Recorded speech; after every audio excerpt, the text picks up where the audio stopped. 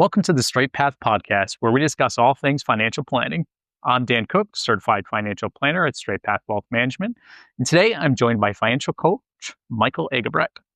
Mike, thanks for being on the show. Well, thanks for inviting me. I'm looking forward to our conversation and see what I can do to help you. Me too. And clients. I want to start with your background. You have a very interesting background, in my personal opinion. Career transition. You were a doctor. I was. And then you switched over to financial coach. Give us a little bit of the background on your career. What made you make that change and how it's going now? Yeah. Well, I tell you what, I started my career not knowing what I would go into as far as specialty. And I found early on in my career in medical school, I enjoyed everything. So I ended up doing family practice, and I really enjoyed that career because it gave me the opportunity just to reach the entire family from birth to death. And I enjoyed that variety. And one thing that I discovered early in my career is that I enjoyed personal finance, and I didn't know anything about it early on. The story I tell is early in my career, my wife and I went to meet with a certified financial planner. And we were just trying to figure out the pieces of our financial puzzle as far as debt management and saving and how to buy a house and things like that. And he helped us basically by mapping out 10 steps that we could take. And if we did them in order, it would make a big difference in our life. And I paid him a reasonable fee, I thought, at the time. And we did those 10 things, and it was like amazing. Over the course of like 3 years, everything just worked out beautifully. And we learned how to budget along the way or develop our spending plan. And I just grew in that area, just trying to figure out how to do things well. And the transition point really came about 5 years before I ended my career in medicine. I ended my career after about 29 years. But what happened is I started getting medical students and residents asking me a lot of personal finance questions. I wasn't looking for those questions, and they just started asking me. I think they saw me as like a father figure. And so I started just answering these questions. And I thought, wow, this is really fun and easy to talk about. And I'm helping these people. And I wrote in my journal about 3 years before I retired from medicine, I think I may want to have an encore career in financial coaching. I didn't even know what it was. And so I researched it, and I thought, this is really cool. I could do this kind of at my own pace. So that's how I landed in that career, or second half, so to speak. You bring up an interesting point of like, early on, you not knowing what you don't know, right? Yeah. And we don't know what they don't know either. So when they come in and kind of talk to you, and they may be a simple question, right? But to us, we may know, well, hey, that's just a simple question. To someone else, and maybe I have no clue what that is. Even myself when I was younger, I feel like I'm learning something every year on the financial planning side of things. And I'm sure from financial coaching, you are too. So it's good to see that definitely from our aspect of things. But you are a Ramsey Solutions certified financial coach. Is that correct? Yes. Okay. And then you also take a faith-based approach to it. I do. Can you tell us a little bit more about how that is integrated into it? Exactly. So I really try to apply biblical principles in my practice. So what I mean by that is I'll basically help people align their wallet with what God's word says. So I look at a lot of those biblical principles, which are amazing. If you think about it, just simple things like save a little bit every month, just like the ant stores up food for the winter. And you can take simple principles like that and have just tremendous results. When you just kind of align, what you're earning with what you're spending and what you're saving, things can turn out really well. And honestly, I think that's where Dave Ramsey started. I don't know if he's stayed consistent in that direction, but it's really worked out well for him. And I think it can work really well for a lot of individuals. And a lot of people out there can get some decision fatigue on the amount of titles out there. Oh, right. Right. There's financial advisors, financial coach, financial experts. So when it comes to the difference between a financial coach and a financial advisor, what kind of things does a financial coach do compared to a financial advisor? And when would someone go to one over the other? Yeah. So I really help people more with the day-to-day or the month-to-month, maybe even year-over-year planning, kind of like in a football game. A head coach is going to help run the plays, help make decisions as far as what do we do next in an effort to try to make first downs or score touchdowns, score points. In my view, I think an advisor is more in the realm of let's look really long term. Let's try to make sure that our strategy is going to land you in a good place, in a few decades, and then figure out how to navigate through retirement. So I really help people on the side of communication in a relationship, how to have a proper mindset and a healthy view of money, and really how to implement a savings plan or a spending plan, really, so that every month they can be in a position where they're spending less than they're making, therefore having a surplus every month, allowing people to save and invest regularly, so that someday they can, quote unquote, win the game. So I'm really more on the ground, just trying to help people get in a really good position, so that they can have a portfolio that they can have managed or manage, well, as time goes by. The Detroit Lions could use your help. They probably could. The second string could. The second string, yeah. It wasn't looking too good there at the It was a rough preseason one. game. Yeah, good But point. no, it's our year, though. It's always our year, and this is our year. Feeling confident on that? Like the Cubs always used to say. Anyway.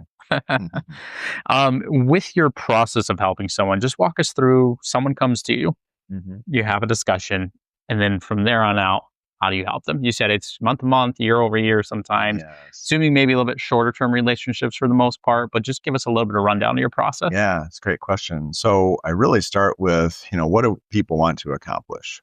Not everybody who does a consultation with me is a good fit. So they might come to me with a problem that they're trying to solve. They may want to get out of debt. They may want to figure out how do we spend or set our spending plan up for retirement. How do we prepare for retirement in our spending plan to try to get ourselves positioned well so that our withdrawal rate is feasible for retirement? So I always begin with what are you trying to accomplish?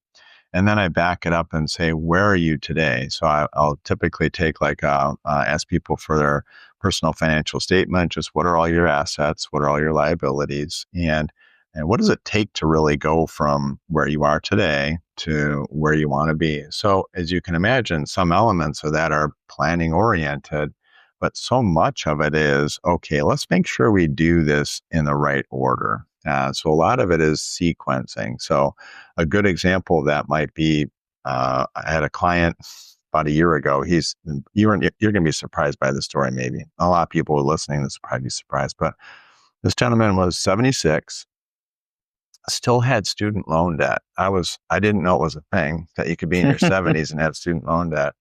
But I helped this guy really look at his finances, look at his month over month spending plan, and he had this debt hanging out here, and it was like $10,000. And I said, Eric, what do you think about paying that off? How is that affecting you and things like that? And he said, well, I don't think it's really too much of a weight on me. And eventually, I got him to the point where he decided I just need to get completely debt free, pay off that student loan debt. I have the ability to do it. And he did it. I came back the next month and I said, so how do you feel? He said, Mike, I can't believe I sleep so much better. I didn't know it was such a weight on my mind. And so that would be an example of just kind of helping people to sequence and prioritize.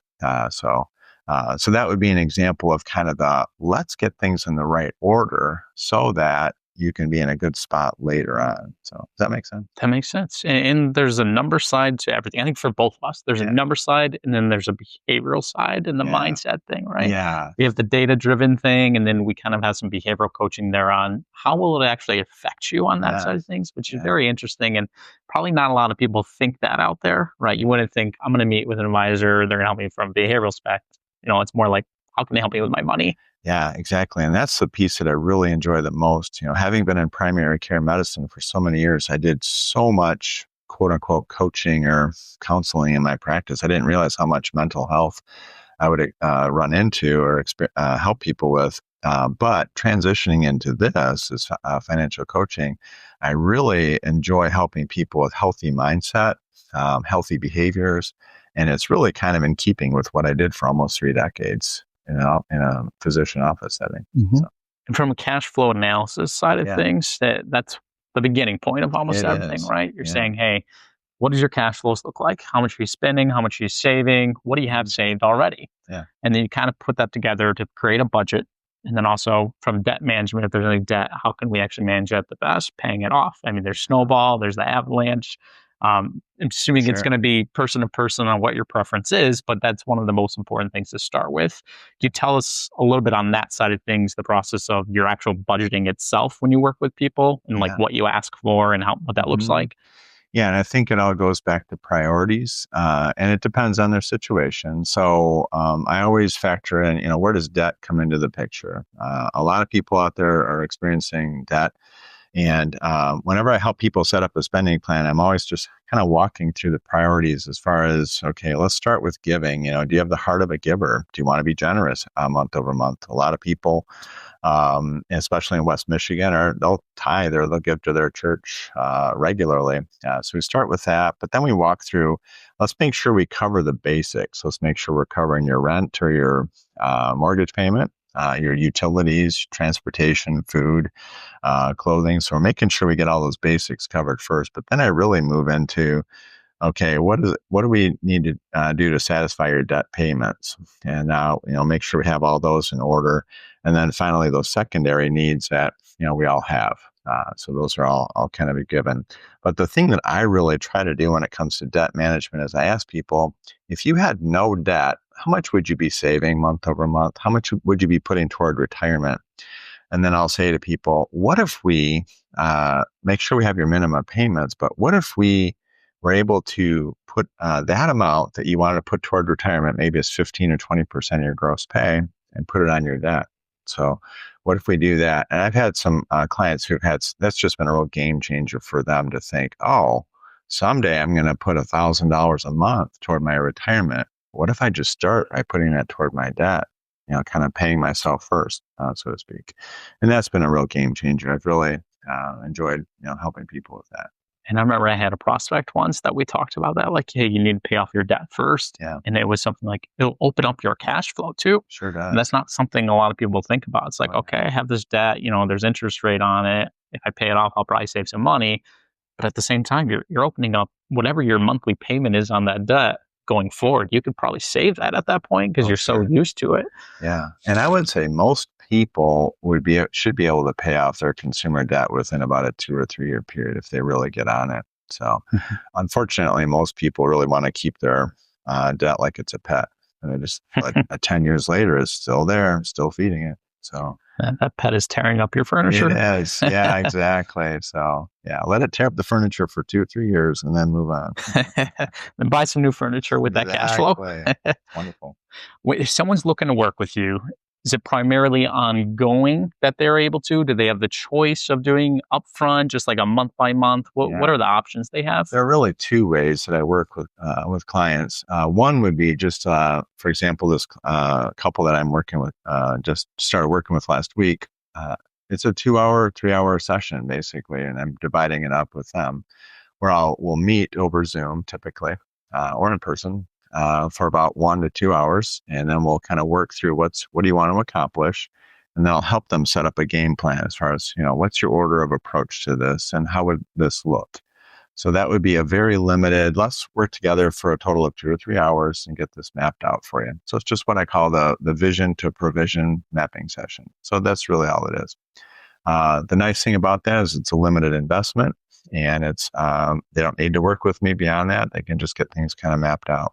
The second way is more of ongoing coaching. So that's typically where somebody has some maybe some mindset issues, or maybe there's some significant communication issues within their relationship that are really creating roadblocks for them, and they need to kind of work through almost like marriage counseling, really, in a way, just to try to get the couple on the same page.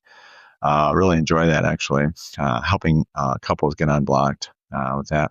But typically that would be those people who really have those roadblocks, but also have some significant debt that they're trying to conquer, and need a lot of encouragement and a lot of accountability just to get to that point. So that's typically like a 6-month working with me situation. Okay. And you do offer a free initial consultation with I people? do offer a free consult. That's usually about 30 to 40 minutes. And that's where we just kind of figure out, what are you trying to build here, like I said earlier, and where are you today? And then I try to help them to determine, is it feasible for you to accomplish what you're setting forth, or do we need to maybe tame it back a little bit? Maybe you're thinking too big.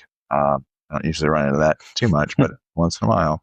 And just try to figure out, does it make sense? Is this a good fit? So I don't invite everybody to work with me because sometimes they're just not ready for a coach. I had a few weeks ago that they want help, but they're not ready.